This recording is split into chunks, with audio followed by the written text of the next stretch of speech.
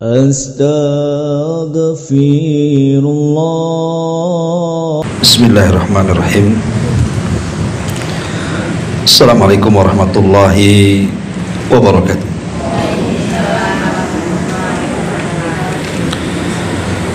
Alhamdulillah wassalatu wassalamu ala Rasulillah wa ala alihi wa sahbihi wa mawalah wa la hawla wa la quwata illa billahi wa ba'du.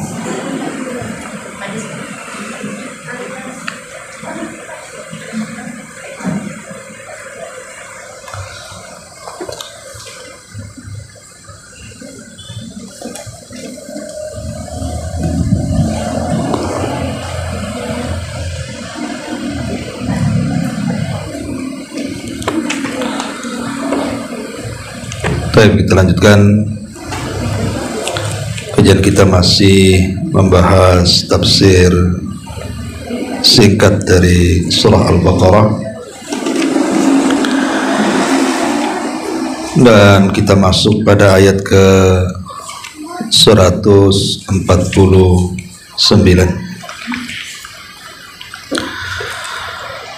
A'udzubillahi minasyaitonir rajim. Bismillahirrahmanirrahim.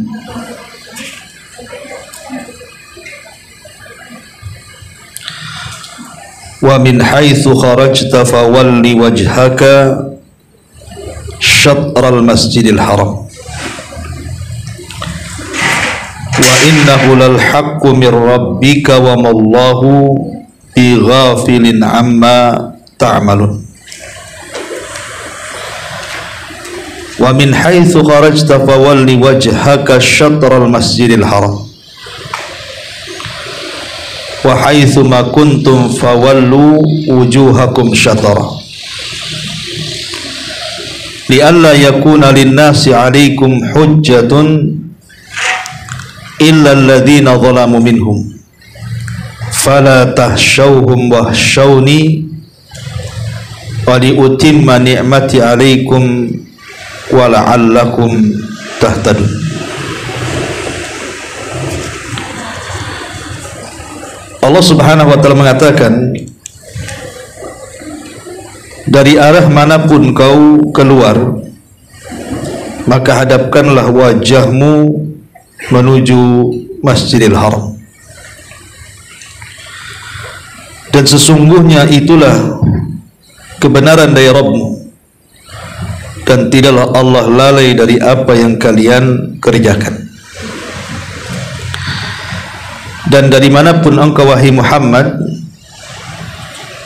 keluar, maka hadapkanlah wajahmu ke arah Masjidil Haram,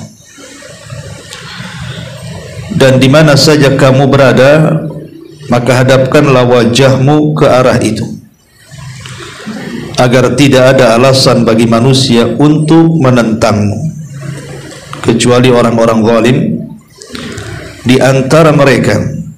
Janganlah kamu takut kepada mereka, takutlah kepadaku, agar aku menyempurnakan nikmatku kepadamu dan agar engkau mendapatkan petunjuk. Baik, masyiral muslimat yang dimuliakan Allah Azza wa Jalla, surah Al-Baqarah ayat 149 dan seterusnya. Ayat ini sebenarnya ayat yang pertama kali menunjukkan adanya mansuh. Mansuh itu artinya menghapus hukum yang sudah berlaku,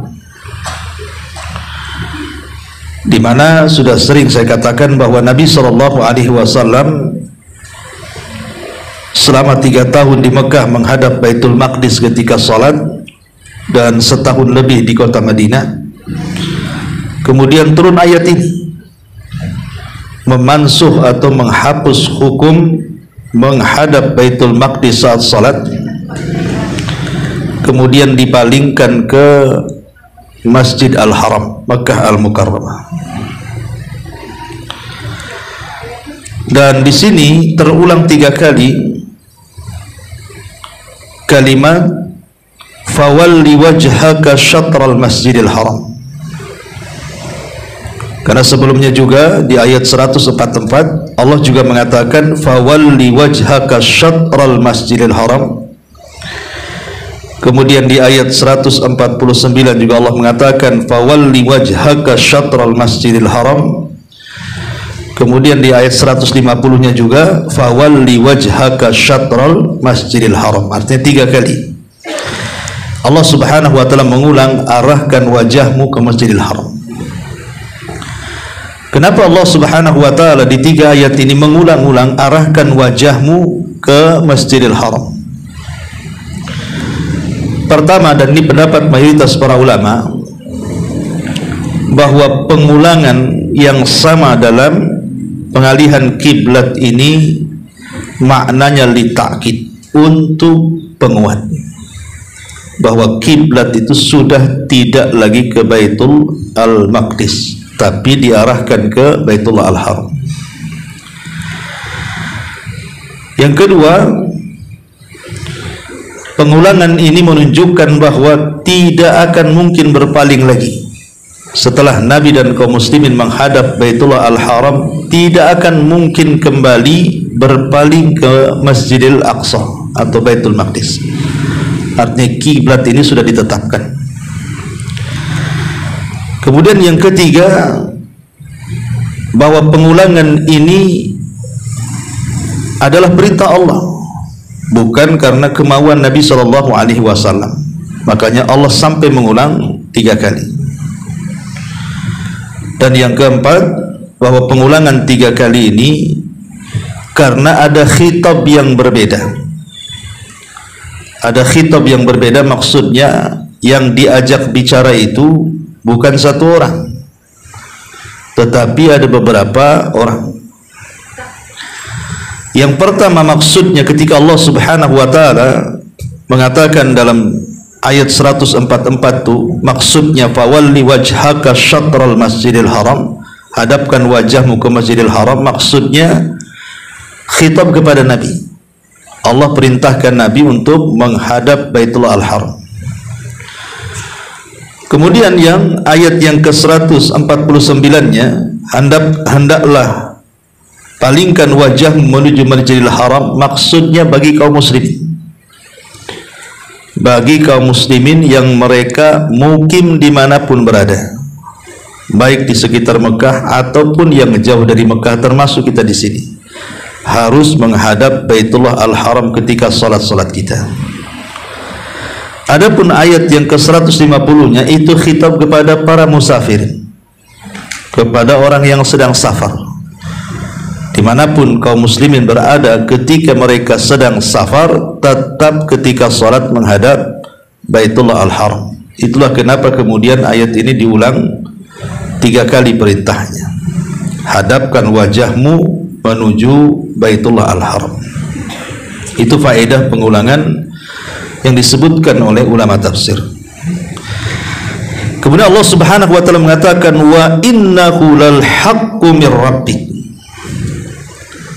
dan sungguh ketika Allah Subhanahu wa taala memerintahkan untuk memalingkan ke Baitullah Al-Haram dari Baitul Maqdis itu, sungguh-sungguh itu memang ketentuan Allah. Karena ketika pemalingan kiblat itu, orang-orang Yahudi menyangka bahwa itu permainan Nabi. Begitu juga orang-orang munafik mengolok-olok.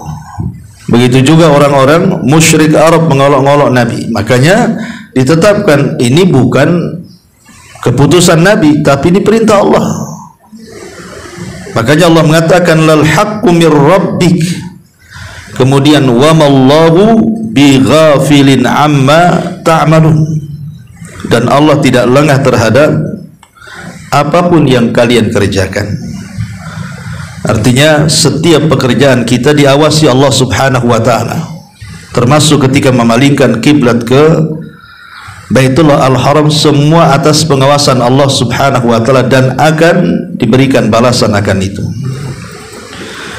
Kemudian Allah Subhanahu wa taala mengatakan wa min haitsu kharajta fawalli wajhaka syatral masjidil haram. Dari arah manapun kau wahai Muhammad keluar, maka hadapkanlah wajahmu menuju Masjidil Haram. Wa haitsu ma kuntum fawallu wujuhakum syatara, dan di mana saja kamu berada maka hadapkanlah wajahmu ke arah itu.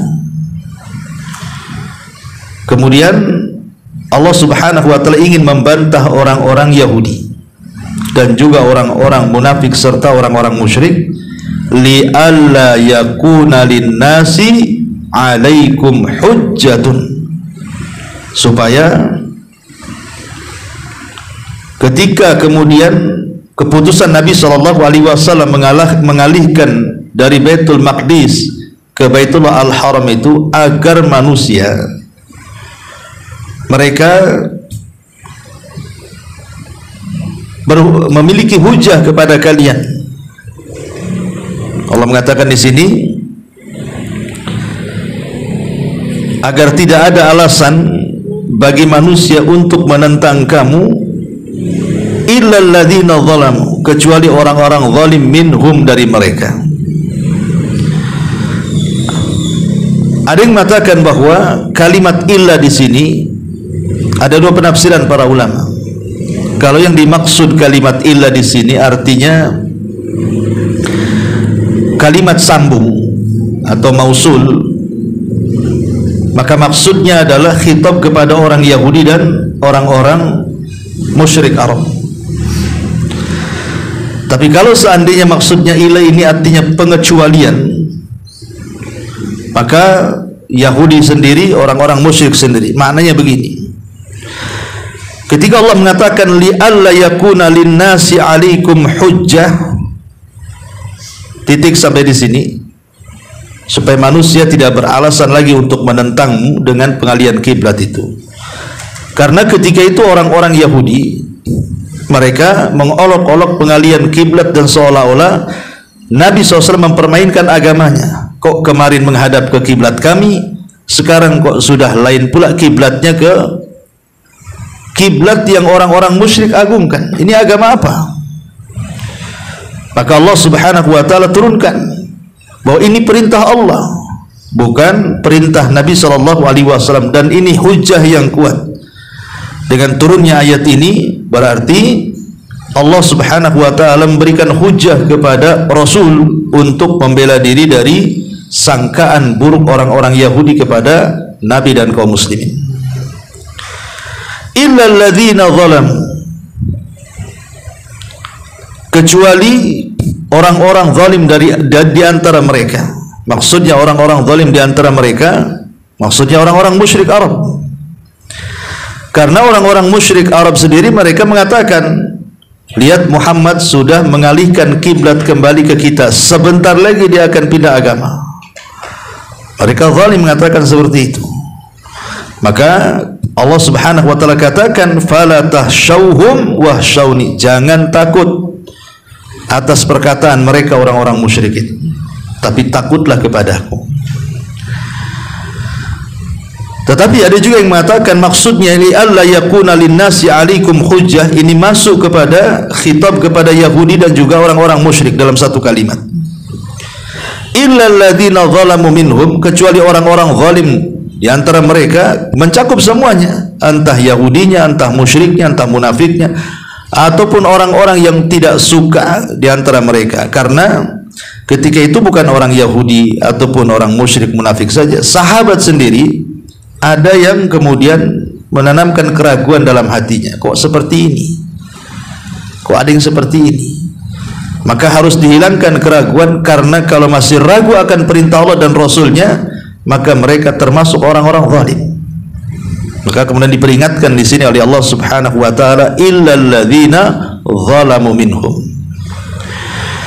Kemudian Allah Subhanahu wa taala mengatakan, ini yang menarik kita bahas, fala tahsyauhum wahsyauni wa li utimma ni'mati 'alaikum wa la'allakum tahtadun. Maka janganlah takut kepada mereka, baik Yahudi ataupun orang-orang munafik ataupun orang-orang musyrik atau siapapun dari musuh-musuh Allah. Wahsyauni, dan takutlah kepadaku agar aku menyempurnakan nikmatku untuk kalian dan agar kalian mendapatkan petunjuk. Kalimat khasyah di dalam perkataan para ulama itu berbeda dengan kalimat al-khawfu. Al-khasyah itu beda dengan kalimat al-khawfu. Karena Allah Subhanahu wa taala tidak mengatakan fala takhafuhum wa khafuni, tapi di sini fala tahsyauhum wahsyauni, walaupun maknanya sama. Tapi ulama membedakan khasyah dengan al-khawf. Sama-sama takut artinya. Tapi ulama mengatakan al-khasyah itu artinya takut yang diiringi pengetahuan. Tapi kalau al-khawfu takut, ya takut saja. Lah, perintah al-khasyah takut kepada Allah Azza wa Jalla ini perintah yang sangat agung sekali. Yang sangat agung sekali, karena ini bagian daripada ketakwaan kita kepada Allah Subhanahu wa taala. Di antara pengaruhnya kenapa kemudian Allah memerintahkan kita untuk memiliki sifat khasyah, sifat takut ini. Pertama, bahwa khasyah ataupun takut kepada Allah itu sebuah akhlak yang tidak disifatkan kecuali kepada orang-orang yang bertakwa. Karena hanya orang yang bertakwa lah yang takut kepada Allah. Orang yang tidak bertakwa mana takut kepada Allah. Kemudian yang kedua, bahwa al-khasyatu minallah, perasaan khasyah takut yang disertakan ilmu kepada Allah itu tub'idul insan anil wuqu'i fil ma'asi was-sayyi'at, bisa menjauhkan kita dari perbuatan maksiat dan perbuatan-perbuatan buruk yang lainnya. Kalau orang takut pasti tidak akan maksiat kan, kalau takut sama Allah. Orang yang maksiat itu kan orang yang tidak takut saja. Kalau takut sama Allah tidak mungkin dia maksiat. Kemudian yang ketiga, al-khasyatu minallah sababun li ikhlasil amali lillah. Jadi takut kepada Allah ataupun khasyah ini bisa melahirkan keikhlasan dalam beramal. Karena Nabi SAW mengatakan antahsyallaha ka'annaka tarahu, hendaklah engkau takut kepada Allah Subhanahu wa ta'ala seolah-olah saat ibadah itu engkau melihat Allah. Fa innaka illam takun tarahu fa innahu yarak. Tapi kalau seandainya tidak bisa melakukan seperti itu, yakini Allah melihat kita. Dengan tertanam sifat takut berarti tertanam sifat muraqabah, merasa diawasi. Ketika tertanam merasa diawasi atau sifat muraqabah, lahirlah keikhlasan. Inilah di antara pengaruh kenapa kita harus memiliki rasa takut kepada Allah Azza wa Jalla. Adapun penyebab orang itu tidak takut, banyak manusia yang tidak takut kepada Allah Azza wa Jalla. Ya buktinya di depan kita saja banyak orang yang berlaku maksiat baik terang-terangan atau sembunyi-sembunyi kan itu. Itu maknanya orang itu tidak takut. Berdusta biasa saja, gibah biasa saja, mencaci biasa saja, melaknat biasa saja. Orang itu kan tidak takut kepada Allah. Nah tentu ada penyebabnya. Kenapa kemudian orang itu jauh daripada sifat khasyah takut ini? Pertama kata para ulama, hubbud dunya, karena terlampau mencintai dunia sehingga kurang takutnya kepada Allah. Kenapa mencintai dunia menjadi sebab orang tidak takut kepada Allah? Karena ketika hati kita ini terpaut dengan dunia, maka kita akan jauh dari Allah. Dan syahwat dunia ini biasanya tidak mempedulikan soal takut kepada Allah.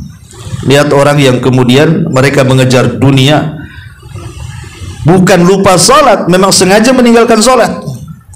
Kalau masih lupa saja masih mendingan, tapi sengaja datang waktu sholat tak mau sholat kan itu. Nah itu kan menunjukkan bahwa dunia ini mengikat dia sehingga jauh dari agama dan tidak punya rasa takut lagi kepada Allah. Yang kedua, tulul amal, terlampau panjangnya angan-angan. Karena seorang hamba ini atau manusia kalau mencintai kekekalan di dunia, maka dia tidak akan takut akan hisab pada hari kiamat. Dia akan merasa aman dari hisab, ya, karena merasa di dunia tidak mati-mati masalahnya, sehingga hilang rasa takutnya. Kemudian yang ketiga, al-ghaflatu wa kasratu dzunub. Ketika hati lalai dan dosa menjadikan sebuah kebiasaan. Dosa ini melahirkan dosa yang lain. Ingat, kalau orang sudah candu dengan dosa, pasti satu dosa itu akan melahirkan dosa yang lain. Sebagaimana apabila kita melakukan dosa, berarti sudah mewafatkan ketaatan. Dan itu kita bisa rasakan kenapa orang yang candu dengan dosa itu akan terus bertambah dosanya, karena imannya itu sedang turun. Dan iman turun itu dikarenakan maksiat kita kepada Allah. Ketika iman turun, maka akan terus turun, akan sulit lagi naik, kecuali orang-orang yang diberikan taufik dan mau bertobat kepada Allah Azza wa Jalla.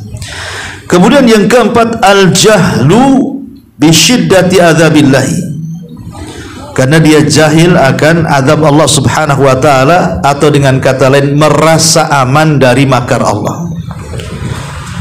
Seolah-olah maksiat dia itu tidak akan dibalas.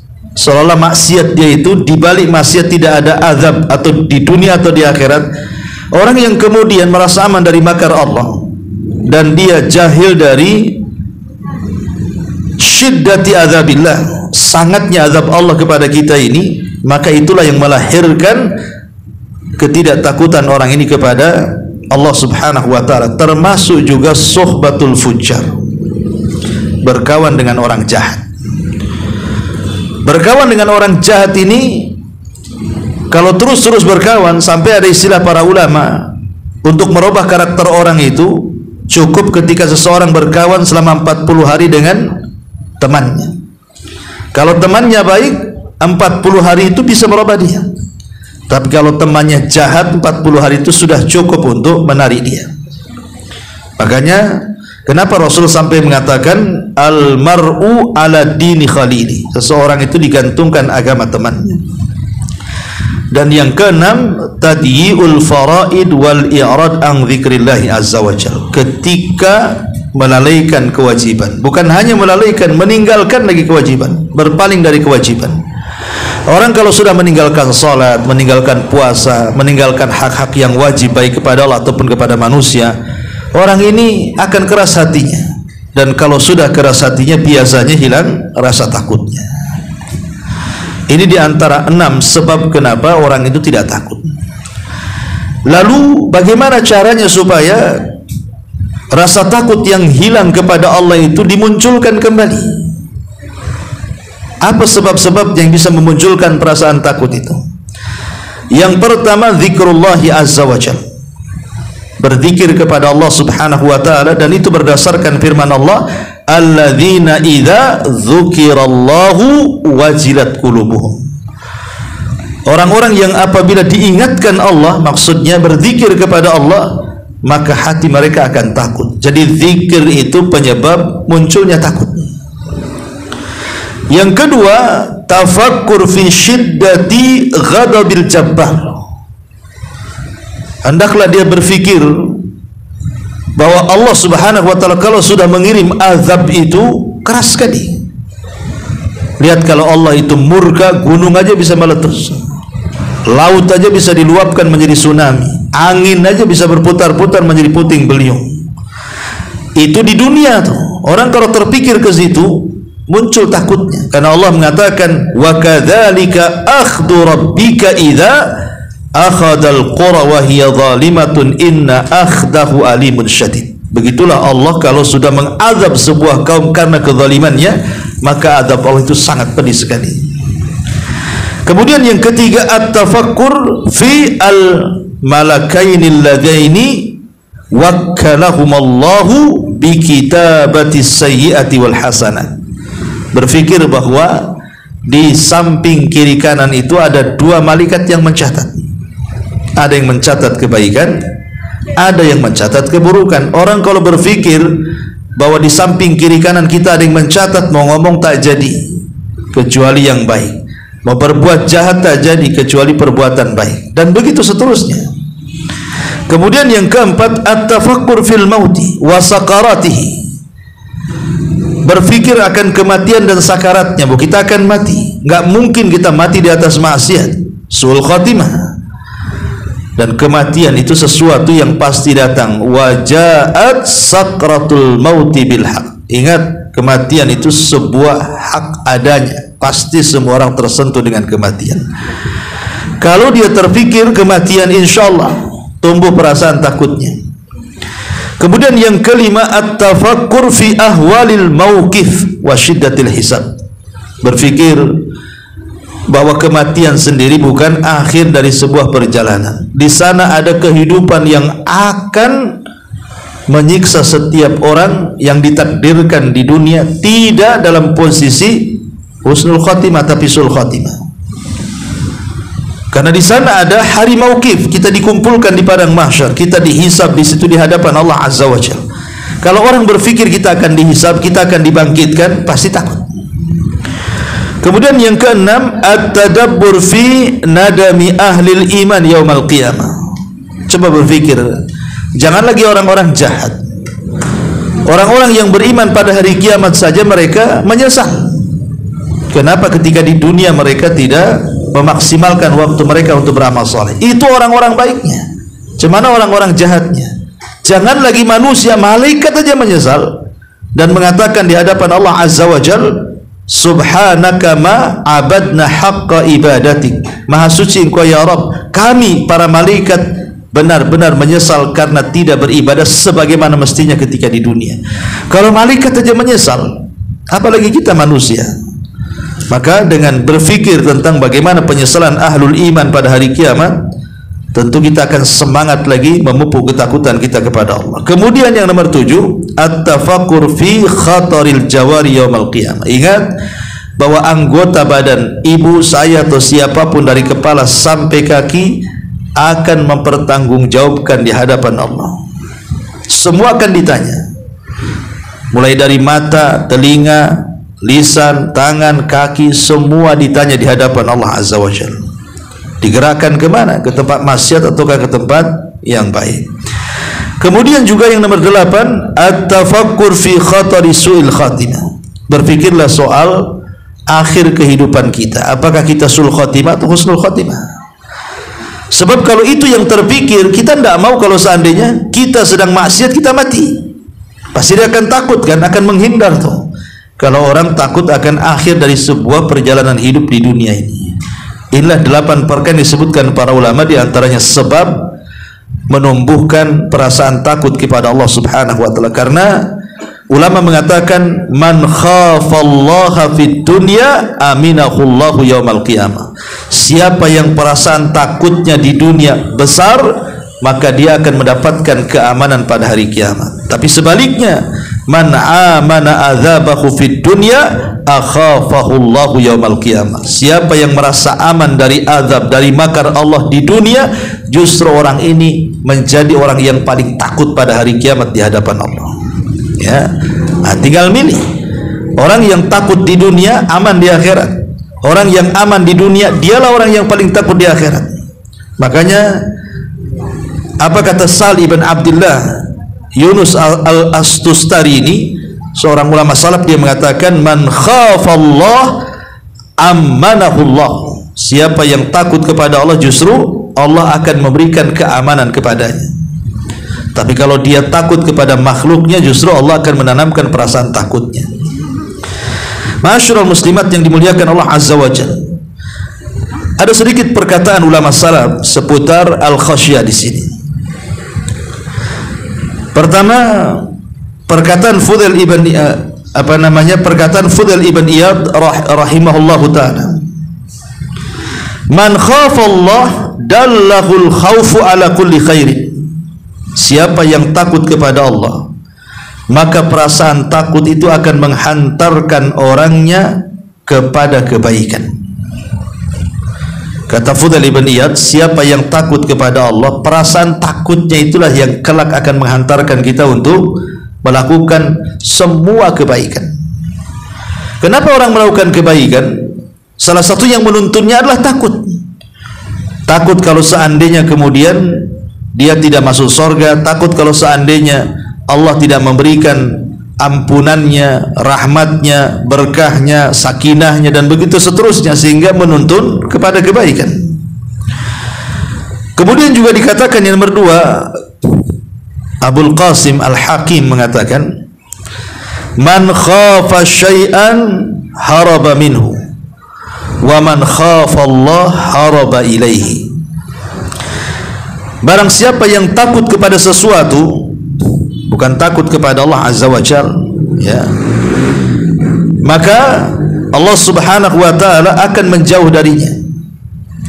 Tapi siapa yang takut kepada Allah, maka Allah akan mendekat kepadanya. Kemudian juga Yahya bin Mu'adz sampai mengatakan, ma min mu'minin ya'malu sayyi'at illa wa yalhaquha hasanatan. Tidaklah seorang mukmin itu kalau melakukan sebuah amal buruk, maka hendaklah dia menyertakan dengan 2 kebaikan supaya berhenti dari keburukannya. Pertama, khauful iqab, takut akan balasan dari Allah, dan yang kedua, warajaul afwi, harapan Allah memaafkan kesalahannya. Jadi kalau kita ini melakukan dosa, entah kita ghibah, entah kita namimah, entah kita mencaci maki orang, entah apalah maksiat-maksiat, cobalah berfikir dari 2 perkara, kata Yahya bin Mu'adz. Ingat, di sana ada azab yang keras sekali, tapi di sisi lain juga Allah Maha Pemaaf.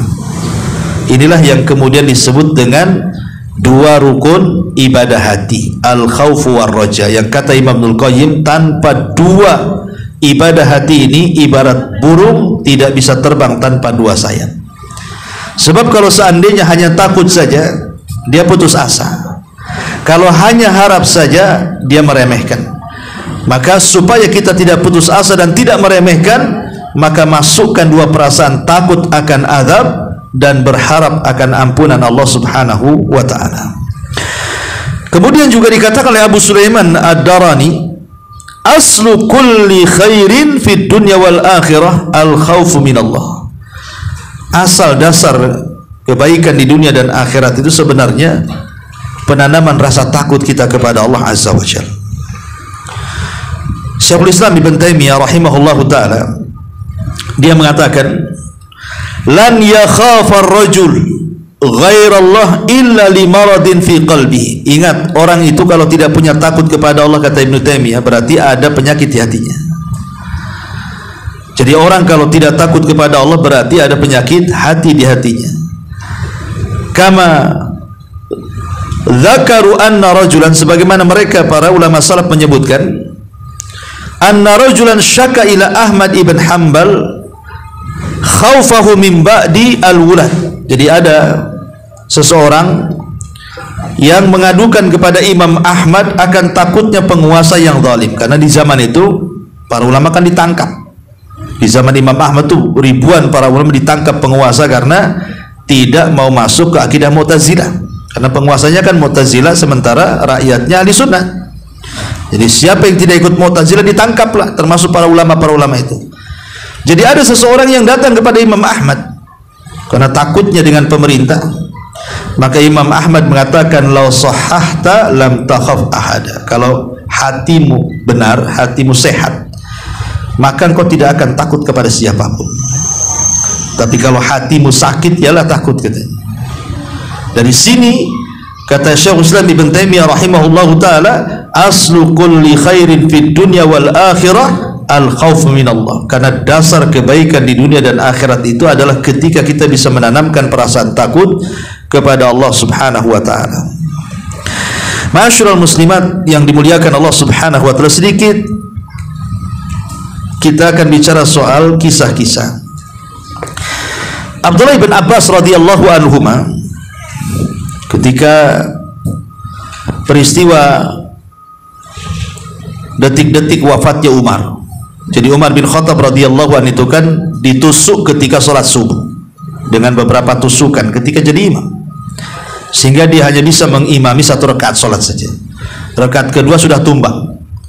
Kemudian sholatnya digantikan Abdurrahman ibn Auf, dan Umar pun dibopong ke rumahnya. Karena tusukannya terlampau banyak, setiap tabib datang memberikan obat, keluar lagi dari tempat lukanya. Jadi kata tabib, dia tidak mungkin tertolong karena nggak ada yang bisa masuk ke badannya, karena setiap dikasih obat keluar lagi di tempat lukanya. Lah Abdullah bin Abbas radhiyallahu anhu bercerita, dakhaltu ala Umar hina tu'ina. Aku masuk kepada Umar ibn Khattab ketika hari di mana dia ditikam oleh Abu Lulu al-Majusi itu. Kemudian Ibnu Abbas mengatakan, abshir ya Amirul Mukminin, wallahi laqad massarallahu bikal amsar wa awsa bikal rizqa wa adhara bikal haq wa dafa'a bikan nifaq. Ya Amirul Mukminin, berbahagialah orang sepertimu ini, karena Allah sudah mengizinkan lewat tanganmu membuka kota-kota. Kau sudah melebarkan Islam kemana-mana, dan Allah sudah meluaskan bagimu rizki, dan Allah sudah menampakkan di tanganmu kebenaran, dan Allah sudah menghilangkan dari hatimu kemunafikan. Berbahagialah orang sepertimu. Dari sini kita tahu bahwa kalau kita sedang ziarah kepada orang sakit, sering saya nasihatkan, maka hibur orang sakit itu dengan mengingatkan amal-amal kebaikannya. Apalagi kalau sakitnya parah, ya, yang nampaknya nggak ketolong. Maka itu penting. Lihat Abdullah bin Abbas menghibur Umar. Jadi dengan cara apa? Supaya ketika orang yang sakit parah itu mendengar kebaikan yang kita ceritakan kepadanya, hilang suudzonnya kepada Allah. Nanti tumbuh husnudzon, baik sangka. Jadi dia nggak ingat dosanya, ingat kebaikannya. Sehingga ketika ingat kebaikannya, dia tidak akan takut dengan neraka, akhirnya harapannya kepada sorga tinggi.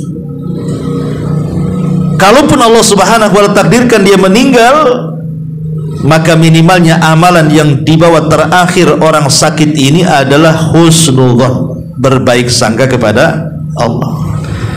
Tapi kalau diceritakan tentang keburukan dia, akhirnya kemudian yang diingatnya neraka, tidak sorga, suudzon dia kepada Allah, seolah-olah dia tidak pantas masuk sorga, tidak layak masuk sorga, pasti aku masuk neraka, aku masuk neraka. Akhirnya dia meninggal membawa dosa terakhir apa? Suudzon. Dosa itulah yang terakhir dia bawa jadinya kan. Makanya lihat bagaimana Abdullah bin Abbas radhiyallahu anhuma mencontohkan kepada kita menghadapi orang yang sedang sakit parah atau menjelang detik-detik sakaratul maut di sini.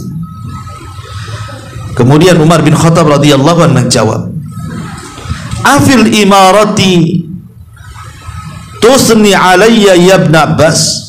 Apakah karena kekuasaan yang aku pegang yang meluas kemana-mana engkau hendak memujiku wahai Ibnu Abbas? Maka Ibnu Abbas mengatakan, na'am ya Amirul Mukminin, tentu wahai Amirul Mukminin, memang itu kenyataannya, ya, tidak ada yang ditutup-tutupi, semua orang tahu.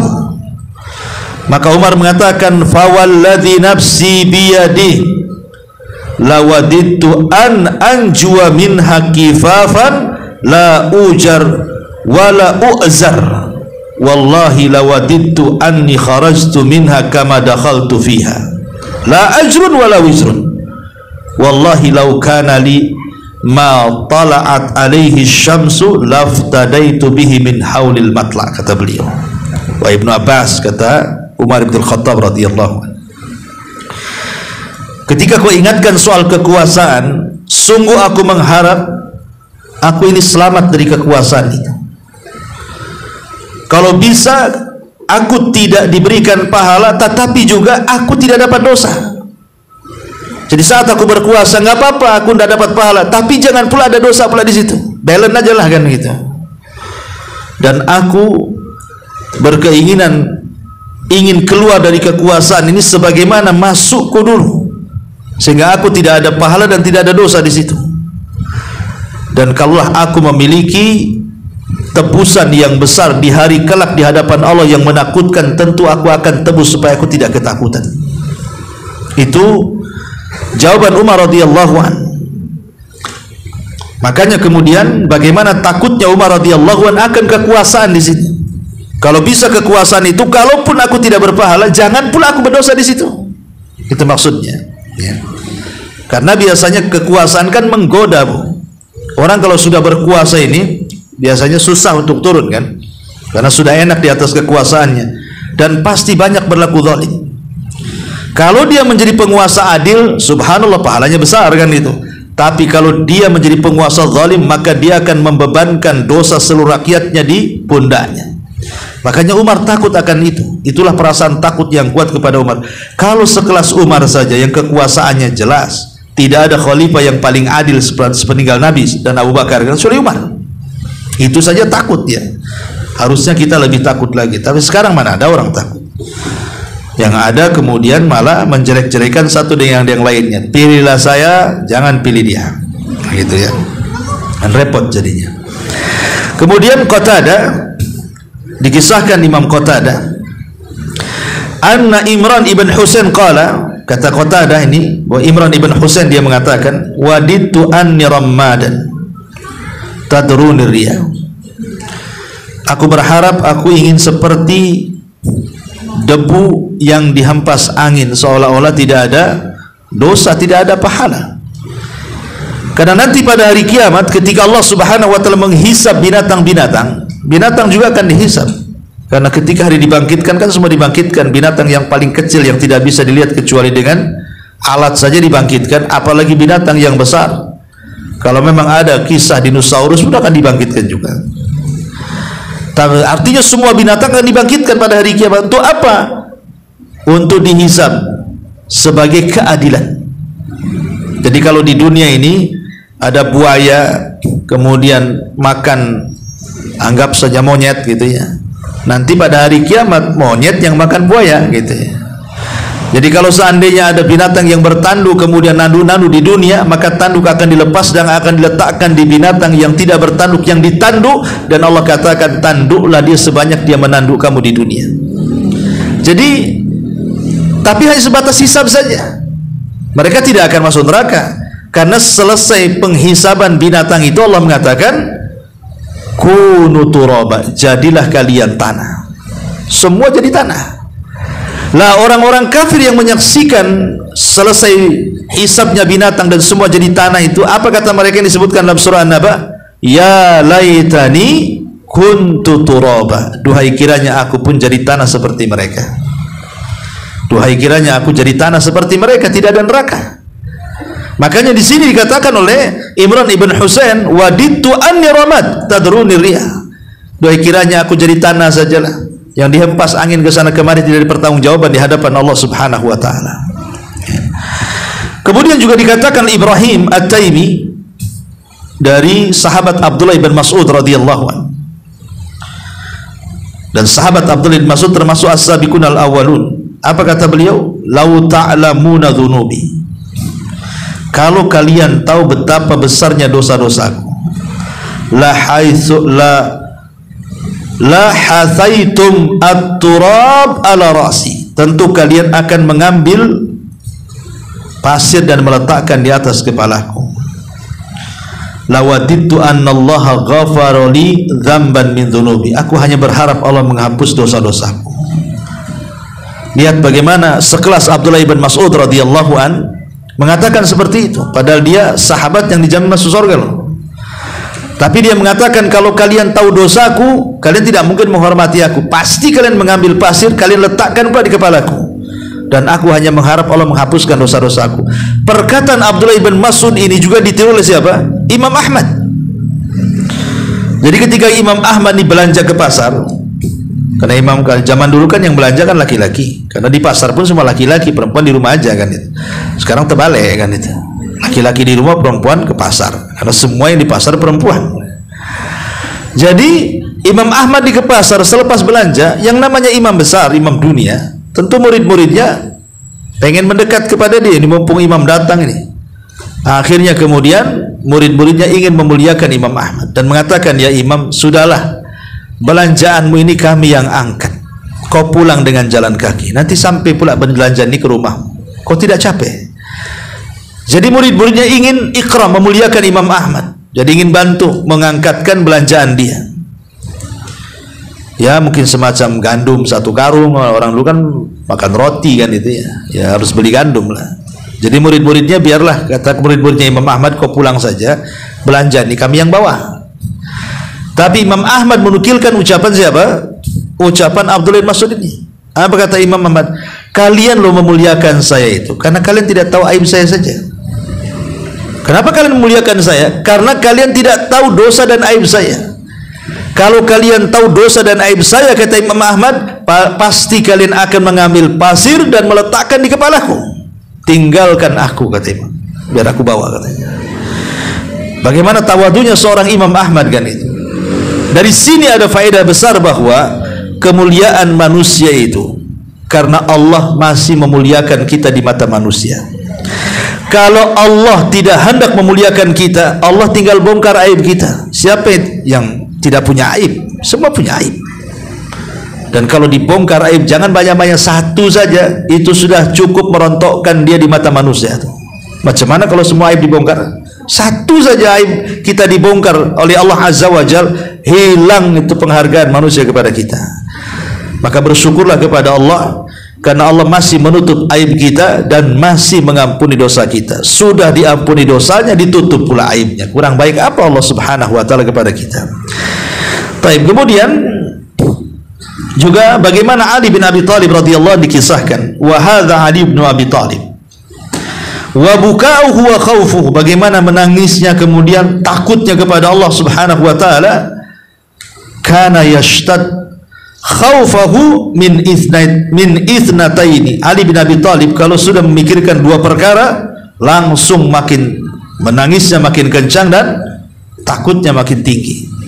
Apa dua perkara yang ditakuti Ali radhiyallahu anhu? Pertama, tulul amali, panjang angan-angan, wa ittiba'ul hawa, dan mengikuti hawa nafsu. Jadi kalau ingat dua perkara ini, Ali radhiyallahu anhu selalu menangis. Janganlah sampai aku ini panjang angan-angan, jangan pula mengikuti syahwat. Kemudian alasannya apa? Amma tulul amal, kata Ali, adapun panjang angan-angan, fayunsil akhirah, biasanya melupakan akan akhirat, karena yang dipikir dunia, akhirat pula lupa. Yang kedua, adapun ittiba'ul hawa, kenapa? Fayasuddu anil haq, biasanya orang kalau lebih mengikuti hawa nafsunya akan menutupi kebenaran di matanya. Orang kalau sudah ikut hawa nafsu pasti akan terhalang kebenaran. Kalau dua perkara ini dilupakan akan akhirat, menolak kebenaran, maka Ali radhiyallahu an khawatir, sehingga kalau teringat dua perkara langsung menangis dan takut. Begitulah para ulama salaf, ya. Ini dari Ali radhiyallahu an. Kemudian juga Abu Darda radhiyallahu an. Abu Darda radhiyallahu an yang dikenal zuhudnya, setelah dia masuk Islam dia tinggalkan semua bisnisnya. Abu Darda itu dulu orang kaya, Abu Darda itu, tetapi setelah kemudian dia masuk Islam memang dia tinggalkan semua bisnisnya, sehingga dia hidup ala kadarnya, hidup apa adanya, dan dia fokuskan hanya untuk ibadah saja, ya. Sampai satu hari karena rajinnya ibadah, sampai istrinya itu loh tidak diopeni sama dia, dibiarkan saja, karena kalau malam sholat malam, kalau siang puasa sunnah, jadi tidak, jadi biarin, mau apa kan begitu, mau menggauli istrinya. Kalau di malam hari sibuk sholat, kalau di siang hari sibuk puasa, jadi istrinya tidak pernah dandan. Jadi satu hari Salman Al-Farisi ini lewat, karena belum ada ayat hijab, artinya kan masih nampak mukanya kan gitu. Jadi Salman ini heran, ngomonglah sama Abu Darda ini, Abu Darda, kau ini punya suami, dandanlah sikit, katanya kan. Masa kayak gini wanita yang punya suami? Apa kata Abu Darda? Ya Salman, anna Abu Darda laisa lihaja. Abu Darda loh sudah nggak berhajat lagi sama saya, udahlah kayak gini aja lah, apalagi, katanya kan. Maka Salman mengatakan, oh tunggu, kalau begitu dia perlu nasihat. Akhirnya Salman menasihati Abu Darda dan mengatakan, Abu Darda, engkau itu punya 3 waktu, sepertigamu berikan kepada Allah, sepertigamu berikan kepada keluargamu, dan sepertigamu berikan kepada dirimu. Kau perlu istirahat juga, dan itu. Jadi bagian ibu dari suami itu cuman 1/3, jangan minta lebih, ya. Suami juga perlu refreshing dengan kawan-kawannya, kan ada tuh yang kepo istri-istri itu, ya. Suami kemana telepon, Di mana bang? Cepat balik. Nah, itu. Nah, dia perlu juga sepertiga hidup dia itu perlu refleksing juga kan. Lihat ucapan Salman di sini. Ya kalau dia sudah ngasih sepertiga itu sudah cukup. Kalau lebih, alhamdulillah. Ya karena dia juga perlu berkawan juga. Tapi ada juga suami yang zalim kadang-kadang pulang pergi lebih banyak perginya kan itu daripada pulangnya. Karena ada juga yang kemudian malah lebih senang ngobrol sama orang lain dibandingkan sama istrinya. Taib. Jadi kata Abu Darda di sini, inna ashadda ma akhafu ala nafsi yaumal qiyamah an yuqal ya Abu Darda qad alimta fa kaifa amilta fi ma alimta. Wahai Abu Darda, kata Abu Darda, sungguh yang paling aku takutkan akan diriku pada hari kiamat adalah ketika dikatakan kepadaku di hadapan Allah, hei Abu Darda, kau sudah tahu ilmunya, kenapa kau tidak amalkan apa yang kau ketahui? Dan dia mengatakan, lau ta'lamuna ma antum lakuna ba'dal mauti lama akaltum ta'aman ala syahwatin wala syarabtum ala syahwatin wala dakhaltum baitan tastadilluna fi wala kharajtum ila su'ada tadribuna sudurakum wa tabkuna ala anfusikum lawadittu anni syajaratun tu'dad thumma tu'kal. Dia mengatakan, kalau kalian tahu bahwa kalian akan berjumpa dengan Allah setelah kematian, tentu kalian tidak mungkin makan seenaknya, minum seenaknya, masuk seenaknya, keluar seenaknya. Pasti kalian menghendaki untuk menjadi sebuah pohon yang ditebang. Sungguh kalian menghendaki menjadi daun-daun pohon yang dipetik kemudian dimakan binatang, seolah-olah tidak punya pahala dan tidak punya dosa. Ya, sampai seperti itu ucapan para ulama salaf. Dan banyak lagi ucapan-ucapan ulama salaf tentang kalimat fala tahsyauhum wahsyauni. Takutlah kalian, jangan takut kepada mereka, tapi takutlah kepadaku. Wali utimma ni'mati, dengan takut itulah kami akan menyempurnakan nikmatku untuk kalian, dan dengan takut itulah kita akan diberikan hidayah petunjuk dari Allah Subhanahu wa taala. Wallahu alam.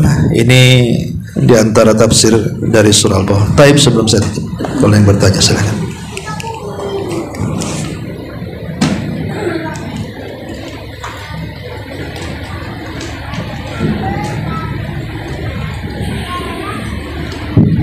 Assalamualaikum warahmatullahi wabarakatuh. Waalaikumsalam.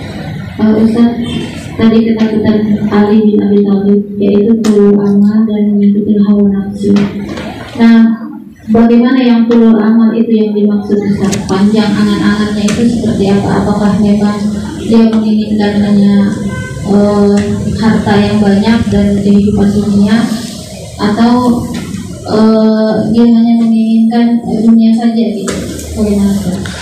Ya, definisi tulul amal itu maksudnya dia diambil dari hubud dunia sebenarnya, karena terlampau cinta dunia sehingga mengakhirkan kepada panjang angan-angan.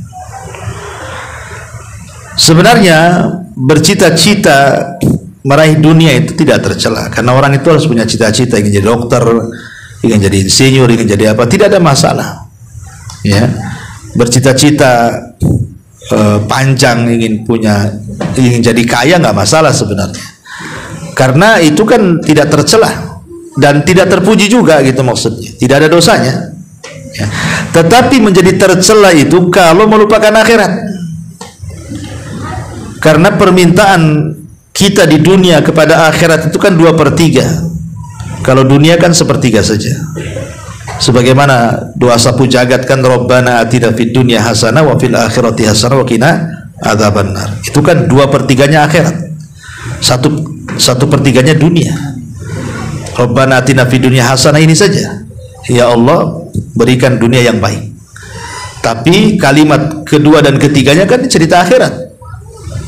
Wa fil akhirati hasanah, akhirat yang baik, kemudian wa qina adzabannar, terhindar dari azab neraka. Itu kan ada 3 kalimat di situ. Minta dunia baik 1, minta akhirat baik 2, minta supaya dihindarkan dari adab 3. Yang 2 ini cerita akhirat, yang 1 cerita dunia. Dari sini kata para ulama, kalau menginginkan dunia cukup 1/3. 2/3-nya untuk akhirat. Gitu maksudnya. Artinya walaupun kita bercita-cita untuk dunia ini, ingin jadi dokter, ingin jadi pilot, ingin jadi tentara, ingin jadi apapun gitu ya, tetapi gunakan cita-cita itu untuk akhirat dia, bukan untuk dunia dia. Karena tulul amal itu kasusnya ya seperti Qarun. Ketika Qarun ini keluar dengan berbagai macam perhiasannya, orang-orang yang menginginkan seperti Qarun, dia mengatakan, ya laitani mithla ma utiya Qarun. Duhai kiranya kami ingin seperti Qarun juga lah. Jadi kalau Qarun keluar nih dengan perhiasannya, dengan kekayaannya, orang-orang mengatakan seperti itu. Kapan aku jadi si Qarun? Kapan aku jadi si Qarun? Ketika si Qarun dibinasakan oleh Allah, fa khasafna bihi wa bidahi al-ardh, kami tenggelamkan Qarun dan seluruh kekayaannya. Apa kata orang-orang yang tadinya ngomong begitu? Enggak mau aku seperti Qarun, kata. Coba, dibalik ujungnya. Ya, dari situ mereka sadar bahwa dunia itu tidak lama. Cuman dua aja alternatifnya, dunia meninggalkan kita atau kita meninggalkan dunia saja. Dunia meninggalkan kita, kena gempa, habis rumahnya. Kena tsunami, habis rumahnya. Kena puting beliung, habis atapnya, kan itu. Kena curi, habis mobilnya, habis berangkasnya dan begitu seterusnya. Ima dunia meninggalkan kita atau kita yang meninggalkan dunia. Sudah dikumpul dunia, kita pula mati. Itu apa kan begitu? Jadi dunia ini nggak kekal, dia fana. Dia bisa meninggalkan kita atau kita meninggalkan dia. Jadi kalau umpamanya kita berangan-angan terlampau tinggi dengan dunia ini, apa yang diharapkan dengan dunia ini? Toh juga nanti kita juga meninggalkan dunia atau dunia meninggalkan kita, kita tidak tahu. Intinya tulul amal itu ada kaitan dengan hubbud dunya wa karahiyatul maut, cinta dunia dan takut mati. Kalau orang sudah panjang angan-angannya pasti, dan itu melalaikan. Coba lihatlah, jangan kita lihat orang-orang yang beriman, lihat orang kafir. Orang kafir itu pagi-pagi buta udah keluar. Sebenarnya apa yang mereka lakukan itu ada tuntunannya dalam Islam, kan begitu. Karena memang berkah itu kan turun di pagi hari, kan. Kenapa orang-orang kafir kaya? Karena mereka pagi-pagi udah turun, udah cari kerjaan. Kalau kita ini masih tidur, ya berkah turun, kan. Tetapi bedanya orang kafir bekerja, kita bekerja, kita ada harapan. Orang kafir tak ada harapan. Harapan kita ini kerja untuk akhirat, tapi orang kafir kerjanya untuk dunia. Makanya wajar kalau mereka itu yang dikejar dunia saja, mau jadi kaya. Tapi kan kita ada waktunya, sepertiga dunia, sepertiga akhirat, sepertiga untuk badan kita, kan. Kita atur, ya. Karena yang penting seorang muslim itu, kalau dia diberikan keamanan di pagi harinya, aman keluarganya, yang kedua diberikan kesehatan, yang ketiga dicukupkan makannya, itu sudah cukup bagi seorang muslim. Lebihnya untuk ibadah. Dan kalaupun Allah lebihkan kekayaan, itu sebuah anugerah. Maka jadilah seperti Abu Bakar, Umar, Utsman, ataupun Abdurrahman bin Auf, yang orang-orang kaya yang kekayaannya justru memperjuangkan Islam, ya. Tapi biasanya ada orang berpikir gini, Bu, sebelum kaya dia terpikir, kalau saya kaya nanti saya bantulah pondok, saya bantu masjid, saya fakir miskin saya bantu. Udah cita-citanya, namanya orang udah ngaji, udah terpikir nih, kalau saya kaya pasti saya begini, ingin infak, betul, ya. Artinya sebelum kita diberikan, diluaskan rezeki itu, dia berpikir bahwa dia bisa mengelola harta, hartanya itu bisa dia kelola, bisa dia kuasai. Tapi setelah Allah bentangkan betul-betul rezeki, jadi kaya betul, kadang-kadang cita-cita ketika miskin itu udah hilang. Kenapa? Karena bukan dia yang menguasai harta, yang menguasai dia. Yang tadinya mau infak tak jadi, oh nanti ajalah, ya kan belum buka cabang sebelah sana katanya. Udah buka cabang sebelah sana itu, ini ada yang mau dibangun, nanti ajalah. Di sana juga belum buka katanya. Sampai kapan sih? Cabang-cabang aja sampai kemana-mana. Lah itu kadang-kadang seperti itu. Makanya Allah mengatakan, kalla innal insana la yatgha an ra'ahus taghna. Sekali-kali manusia itu akan mudah melampaui batas kalau rezeki dibentangkan. Kecuali orang-orang yang dirahmati Allah Azza wa Jalla. Jangankan lagi sudah kaya, belum kaya saja, baru mau usaha. Mau usaha nih. Tapi usahanya berserikat, entah mungkin bertiga atau berempat, ya, baru memulai usaha. Itu saja sudah Ada kezaliman di situ kadang-kadang. Sudah iri-irian kan? Ya, makanya Allah mengatakan apa? Wa inna katsiran minal khulata la yabghi ba'duhum li ba'din. Dan kebanyakan orang-orang kalau sudah bersyirikat satu dengan yang lain itu pasti ada yang zalim satu dengan yang lain. Karena hubud dunia tadi. Ya, yang tadinya sepakat 60 40 jadi 70 30. Nah, banyak kan? Pasti nominal akan ganti-ganti tuh. Atau satu jadi zalim nggak dapat sama sekali. Nanti mulai bertengkar, aku aja yang kerja kau tidak, dan begitu seterusnya kan? Itu semua karena tulul amal tuh. Bahayanya di situ. Ya intinya tulul amal itu ya hanya mementingkan dunia dan lari dari akhirat. Itu inti poin daripada tulul amal. Wallahu a'lam. Ya saya kira cukup. Ini hadiahnya beda nih. Keset ya, bukan sajadah kan? Jangan dibuat sajadah pula. Taib. Pertanyaan yang pertama. Tadi Allah Subhanahu wa taala mengulang-ulang kalimat fawalli wajhaka syatral Masjidil Haram. Hadapkan wajahmu ke Masjidil Haram. Saya sebut 4 faedah dari ahli tafsir. Sebutkan 2 saja. Kenapa diulang 3 kali kalimat itu? 2 saja faedah dari ahli tafsir. A. 1 untuk penguat. Ahsanti. Jadi untuk penguat dan kiblat tidak mungkin kembali ke Baitullah Al-Maqdis. Fadhal. Mana anak-anak biasa ambil? Ayo, afwan. Masya Allah.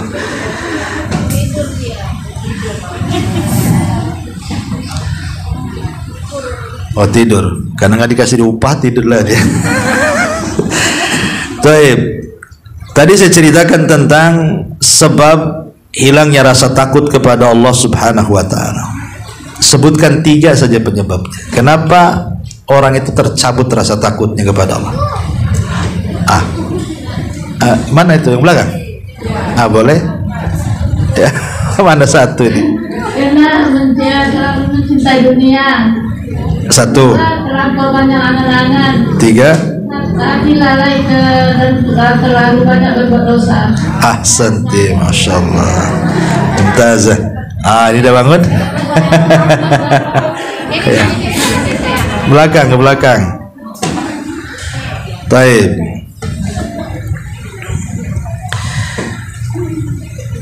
Kalau tadi penyebab hilangnya perasaan takut, sebutkan 3 pengaruh. Kenapa kita harus punya rasa takut kepada Allah? Apa pengaruhnya? Sebutkan 3 pengaruh rasa takut kita kepada Allah. Apa pengaruhnya? Ya. Kalau kita tanamkan perasaan takut, apa pengaruhnya? Tadi saya sebutkan 3 pengaruh rasa takut. Sebutkan 3. Apa jadinya kalau orang itu kemudian tertanam perasaan takut?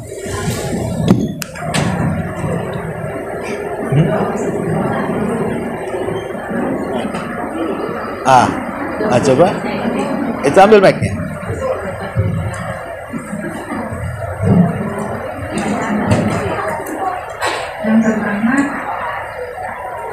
Yang pertama adalah